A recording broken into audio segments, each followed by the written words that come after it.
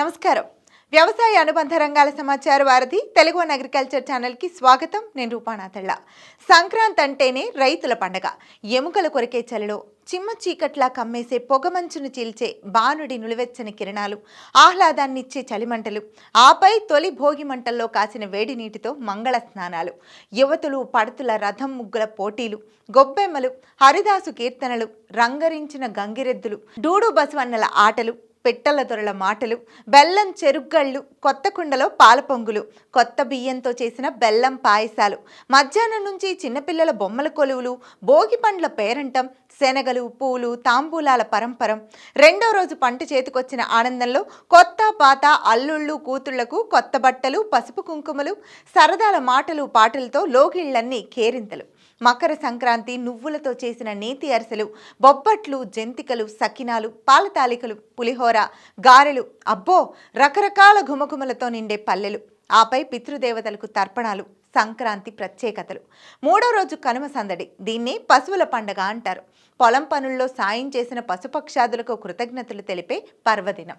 ఈ సందర్భంగా పిట్టల కోసం సజ్జ, జొన్న, మొక్కజొన్న, వరి కంకులను రైతులు తమ ఇంటి గుమ్మాలకు కడతారు.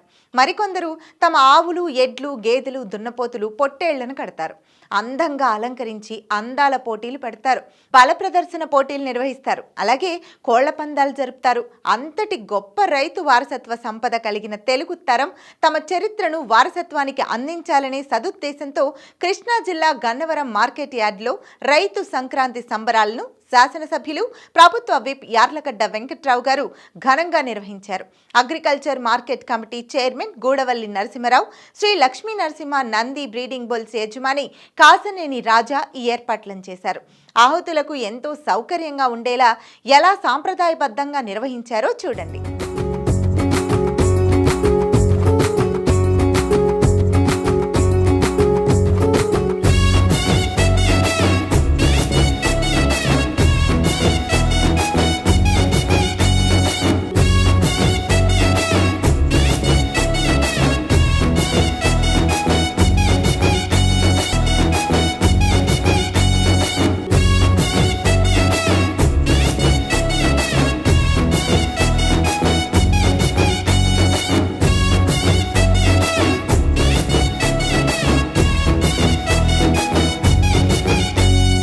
రాష్ట్ర స్థాయి ఒంగోలు, కపిల, పొంగనూరు ఆవుల అందాల పోటీలకు వివిధ జిల్లాల నుంచి వందలాది రైతులు తమ పశువులను తీసుకొచ్చారని నిర్వాహకులు శ్రీ లక్ష్మీ నరసింహ నంది బ్రీడింగ్ బుల్స్ యజమాని కాసనేని రాజా తెలిపారు.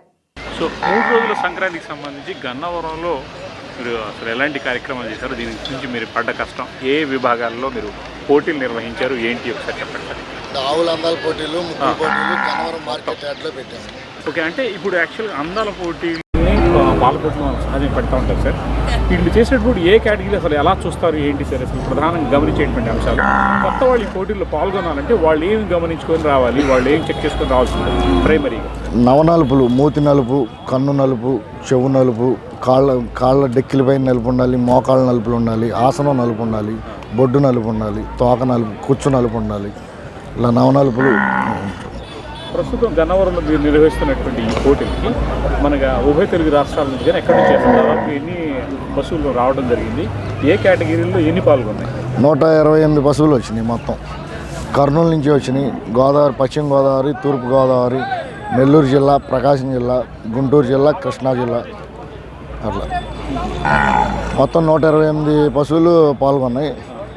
2 పళ్ళు టచ్ పళ్ళు, ఒంగోలు 2 పళ్ళు టచ్ పళ్ళు కలిపి పెట్టాం, 4 పళ్ళు విభాగం పెట్టాం, 6 పళ్ళ విభాగం పెట్టాం, పళ్ళు కలిపిన విభాగం ఒంగోలులో పెట్టాం.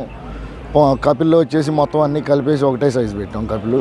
పొంగనూరులో వచ్చి పళ్ళు కలిపినవి ఒక సైజు, పళ్ళల్లో ఉన్నాయి మొత్తం ఒక సైజు. టచ్ పళ్ళు 2 పళ్ళు, 4 పళ్ళు, 6 పళ్ళు కలిపి ఒక సైజు పెట్టాం.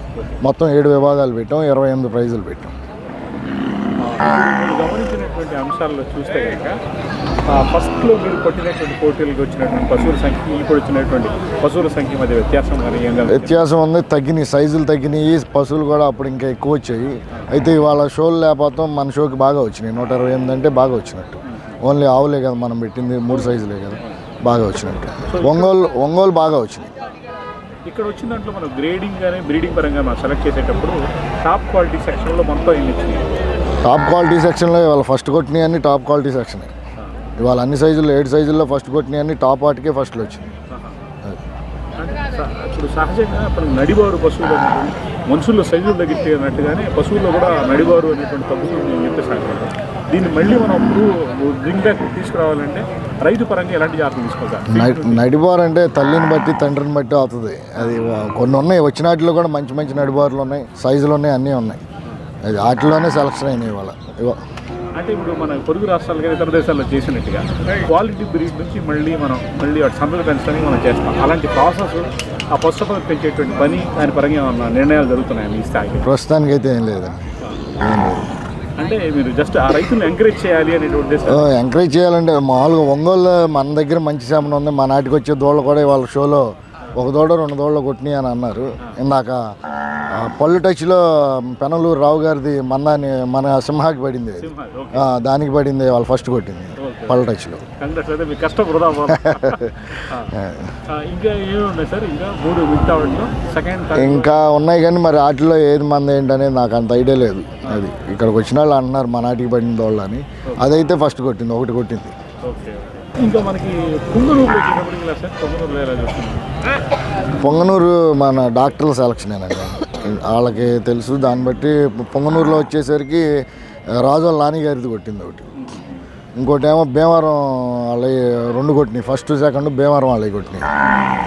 ఈ డాక్టర్ల సత్యబాబు గారు వాళ్ళ అబ్బాయిది ఒక ప్లేస్ కొట్టింది పొంగనూరులో. ఓవరాల్ ఇలాంటి పండుగ సందర్భంలో ఇటువంటి కార్యక్రమాలు పెట్టడం ద్వారా మనం ఈ జనరేషన్ నేర్చుకోవాల్సినటువంటి ప్రధాన అంశాలు? జనరేషన్ నేర్చుకోవడం అంటే ఇప్పుడు వచ్చే కారుకి అసలు ఇది అంతా తెలియదు. ఇప్పుడు వచ్చే వాళ్ళంతా ఫోన్లో చూసుకోవడం, ఆడుకోవడం తప్ప ఈ ఆవులు, గేదెలు, దూడలు, కుక్కలు, కోళ్ళు ఏం తెలియదు కదా. ఏంటంటే ఈ సిటీ వాతావరణం పల్లెటూరులో సిటీ నుంచి వచ్చి పల్లెటూరు వాతావరణం లాగా ఉంటుంది. ఇవాళ ఆదివారం అందరూ వచ్చి వస్తారని పెట్టాం. అది అంటే ఇప్పుడు ఈ మధ్య కాలంలో సౌత్ ఇండియాలో పర్టికులర్గా మనం పొంగనూరు పునాది ఆంధ్రప్రదేశ్ అయితే ఇక్కడ కూడా గిర్రు కానివ్వండి, కాంగ్రెస్ కానివ్వండి, ఇలాంటి ఫామ్స్ వస్తున్నటువంటి పరిస్థితి. ఈ నేపథ్యంలో మన వాళ్ళు అసలు ఒంగోలుకి రాకపోవడానికి కారణం ఏంటి? ఒంగోలు ఖర్చే కదండి. రోజు ఒంగోలు పాలే కదా, రోజు మేపితే 500 ఆవుకు ఖర్చు అవుతుంది. అదే గిర్రె బర్రె అయితే రోజు పాలు ఎత్తాయి, వాటికన్నా సరిపోతాయి. అందుకని వాటిల్లోకి వెళ్తున్నారు ఈ పెద్దగా మేపట్ల. జాతిని కాపాడాలి, ఒంగోలు ఎద్దులు కాపాడాలి అనే ఉద్దేశంతో నెలకు 2.5-3 లక్షలు వ్యయ భారమైనా మీరు ఒంగోలు ఎద్దులను పోషిస్తూ ఉన్నారు. మిల్క్ లైన్ మీద మీరు ఎందుకు కష్టపడలేదు? మీకున్న నాలెడ్జ్ని మిల్క్ లైన్ అంటే నాకు దాని మీద ఇంట్రెస్ట్ లేదు, అందుకని పెట్టలా. అది మాకు ఈ పందాలు, ఈ షోలు అలవాటు కదా. ఫస్ట్ నుంచి మేము 20 ఏళ్ళ నుంచి అదే ఫీల్డ్లో ఉన్నాం. ఇక అదే గోల్లో ఉన్నాం కానీ మిల్క్ లైన్లోకి వెళ్ళాల. అంటే ఇప్పుడు కొంతమంది ఐటీ వాళ్ళు కూడా చెప్తుంది, ఈ మధ్యకాలంలో గిర్ సంస్థ ప్రకారంగా చెప్తున్నారు ఏంటంటే గిర్ ఎక్కడ గుజరాత్ సంబంధించిన గిర్ మన దగ్గరకు వస్తుంది. ఎందుకంటే మిల్క్ లైన్ అనేది మన వాళ్ళు దాదాపు 30-40 సంవత్సరాలుగా నెగ్లెక్ట్ చేయడం వల్ల మేము వీటికి రావడం అనేది జరుగుతుంది అని చెప్పేస్తాం. దీనిలో ఉన్నటువంటి వాస్తవం ఎంత, లేదా మళ్ళీ మనం బ్రింగ్ బ్యాక్ మన ఒంగోలు దానికి పూర్వం వైభవం రావాలి, ఆ పాలచార 16-18 లీటర్లు రావాలంటే మనకి ఎంత టైం పట్టే అవకాశం ఉంటుంది? దృష్టి ఒంగోలులో ఇక అసలు ఆ తెత్వం అనేది కష్టమైన మాట. ఒంగోలులో బాగా అయితే 4 లీటర్లో, బాగా అయితే 5 లీటర్లు, అంతకుమించి ఇవ్వవు. అది కూడా 100లో 1 ఎత్తుంది. ఇంకా దాన్ని బ్రింగ్ బ్యాక్ అనేది పిచ్చి మాట. ఇక మనకు పాలకు కావాలంటే ఆ గిర్లు బొర్రెలు తెచ్చుకోవడం. కానీ ఒంగోలు ఇట్లా షోలకే కానీ బాగా అయితే 2 లీటర్లు ఇచ్చే ఎక్కువ ఉంటాయి ఒంగోలు, అంతకన్నా ఎక్కువ ఇచ్చేయలేవు. 4-5 లీటర్లు ఇచ్చేది ఎక్కడో 1 ఎర్ర ఉన్నాయి. అది షో ద్వారా మిగతా కేటగిరీలు ఏమేమి పెట్టారు సార్? ఒంగోలులో వచ్చేసి టచ్ పళ్ళు 2 పళ్ళు కలిపి పెట్టాం, 4 పళ్ళ విభాగం సపరేట్గా పెట్టాం, 6 పళ్ళ విభాగం సపరేట్, పళ్ళు కలిపినవి ఒక విభాగం. పొంగనూరులో వచ్చేసి పళ్ళు కలిపినవి ఒక విభాగం పెట్టాం, 2 పళ్ళు, 4 పళ్ళు, 6 పళ్ళు, టచ్ పళ్ళు కలిపి ఒక విభాగం పెట్టాం. కపిల్లో వచ్చేసరికి మొత్తం అంతా కలిపి ఒకటే విభాగం. పశు సంపద అభివృద్ధిలో ప్రధానమైనది బుల్ కదా. అవును. బుల్స్లో కూడా ఎందుకు అందాల పోతుంది? ఇది బుల్స్లో అంటే టైం లేదు. బుల్స్ పెట్టాలంటే మళ్ళీ 2-3 రోజులు పడుతుంది. ఒక రోజుతో క్లోజ్ చేయాలన్న ఆలోచనతో పెట్టాం. సో ఓవరాల్గా రెస్పాన్స్ మాకైతే హ్యాపీ. ఆ సెగ్రిగేషన్ ఏర్పాట్ల పరంగా ఎంత కష్టపడారు? మీకు కష్టం కనపడుతుంది. ఓవరాల్ ఎంత తీసుకున్నారు సార్ మొత్తం ఏర్పాటు జరగడానికి? ఇదంతా 4 డేస్ పట్టింది. 4 డేస్. మండే స్టార్ట్ చేసాం. ఆ రోజున పెద్దగా పని ఏం చేయలేదు కానీ 4 రోజులు గట్టిగా పని చేసాం. 5 రోజులు అనుకోండి, ఇవాళ 6వ రోజు. ఈ కార్యక్రమం ద్వారా ఒంగోలు జాతి పశు పోషకులకి మీరు ఇచ్చేటువంటి సందేశం, మీ అభిప్రాయం ఏంటి? సంక్రాంతి శుభాకాంక్షలతో కలిపి చెప్పండి. రైతులైతే మంచి ఆనందంగా, మంచి ఉత్సాహంగా వచ్చారు. ఎక్కడ షో జరగలేదు ఈ సంవత్సరం. మంచి ఆవులు వచ్చినాయి పెట్టినందుకు. నాకైతే బాగా ఆనందంగా ఉంది. దూడల్లో మంచివి వచ్చినాయి, ఆవుల్లో అయితే సూపర్ టాపులన్నీ వచ్చినాయి. ఎక్కడికి బయటికి వెళ్ళకుండా మా ఊర్లోనే చూసాం మొత్తం ఆవులన్నింటినీ, అదే సంతోషం. ఈ ఉత్సాహంతో తదుపరి వచ్చే సంవత్సరం కార్యాచరణ లేకపోతే ఈ 4-5 ఏళ్ల కాలంలో ఈ టర్మ్లో మీరు ఎలాంటి కార్యాచరణ నెక్స్ట్ ఇయర్ పెడతాం, పందాలు పెడతాం. నెక్స్ట్ ఇయర్ పందాలు షో 2 పెడతాం. అనుకోకుండా ఇదంతా 5-6 రోజుల్లో పెట్టాం. నెక్స్ట్ ఇయర్ గ్యారంటీ పందాలు పెడతాం. పందాలతో పాటు షో కూడా పెడతాం.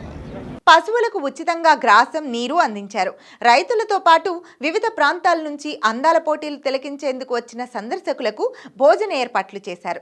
ఆహ్లాదభరితమైన వాతావరణంలో కన్నుల పండగగా కార్యక్రమం జరగడం నిర్వాహకుల అనుభవానికి నిదర్శనమని ఆహుతుల కితాబు.